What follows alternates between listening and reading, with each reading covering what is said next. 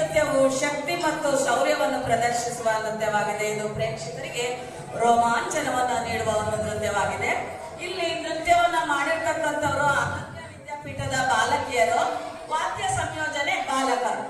ಈ ನೃತ್ಯವನ್ನ ಸಂಯೋಜನೆ ಮಾಡಿರ್ತಕ್ಕಂಥವ್ರು ವೆಂಕಟೇಶ್ ಮತ್ತು ರಮೇಶ್ ಅವರಿಗೆ ಪ್ರೀತಿಪೂರ್ವಕವಾದ ಧನ್ಯವಾದಗಳು.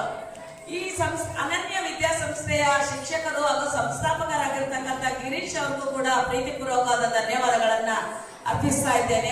ಆ ಮಕ್ಕಳಿಗೆ ಒಂದು ಜೋರಾದ ಚಪ್ಪಾಳೆಯೊಂದಿಗೆ ಪ್ರೋತ್ಸಾಹಿಸಬೇಕಾಗಿ ವಿನಂತಿಯನ್ನ ಮಾಡ್ಕೊಳ್ತಾ ಇದ್ದೇನೆ.